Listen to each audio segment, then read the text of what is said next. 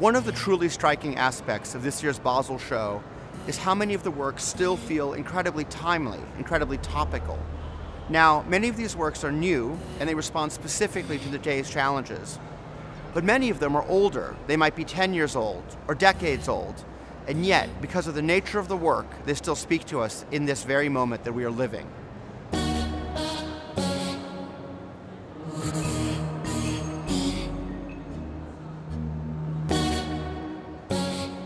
At Unlimited, we're showing Joan Summel's largest painting to date, 24-foot long, 4-panel painting.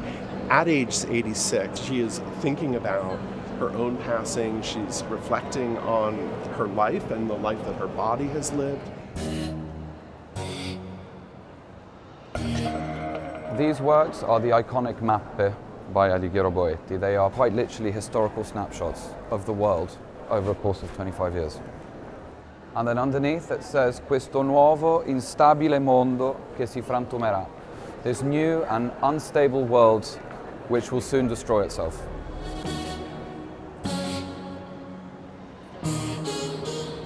We Come in Peace was originally made for the Met roof, this superpower that had landed on the roof to save New York, but not with muscle and might, but rather with spirituality.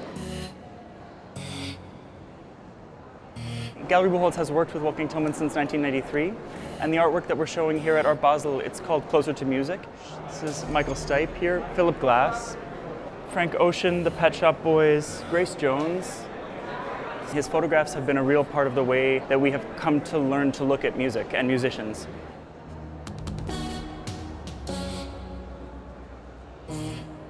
Hal Fisher's most iconic series of works is called Gay Semiotics. What is innovative about his work is the equivalency between image and narrative.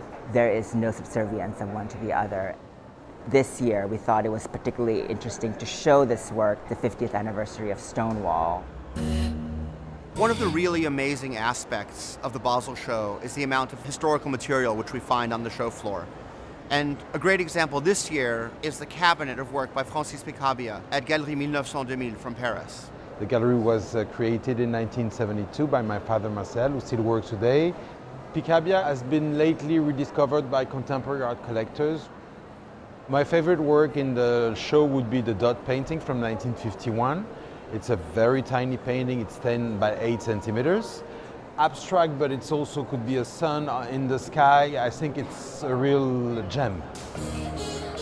Carolee made the eye-body photographs in the early 60s. Women were very subjugated and their sexuality was very repressed under a masculine identity still. It was revolutionary. She has changed the course of art history and how women present themselves and their bodies. A lot of work today is made with found objects, but Rose Solane at Carlos Ishikawa Gallery has taken this one step further. These are 94 rings that were lost in the New York subway. There's this implication of scientific value, which is the DNA testing, versus spiritual value. And then, of course, we have this sort of idea of financial value with the jeweler's valuation. This one, where there were no DNA findings and the psychic was not able to connect. So for me, it's got this very moving sense. These lives were lived and they're part of the fabric, but they're just untraceable. When people think of Judd, they think primarily of the wall works, but this piece is on the floor. It's much rarer. The use of galvanized, a material used for air conditioning, a classic example of Judd's fascination with materials. This work is by Kerry James Marshall. It's titled Rhythm Master. He wanted to insert black figures into the whole framework of the art world. In Unlimited, we have a major work from Yannis Kounelis. It's nearly 2 decades old, and it uses a combination of hospital beds and military blankets to create an incredibly emotional scene. We have here a piece where you can reflect without any explanation, but it's not an easy painting which you can put on the wall. It's necessary in our times where people are always talking about art and money that we should do something which is certainly different.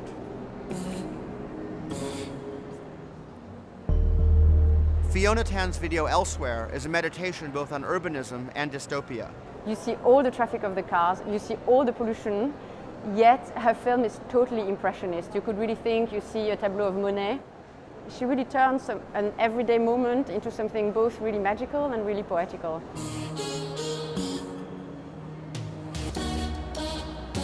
If there's one thing that defines Art Basel within the art world, it's the incredibly high quality. That quality comes from the intimate relationship that galleries have with the bodies of work of the artists that they represent.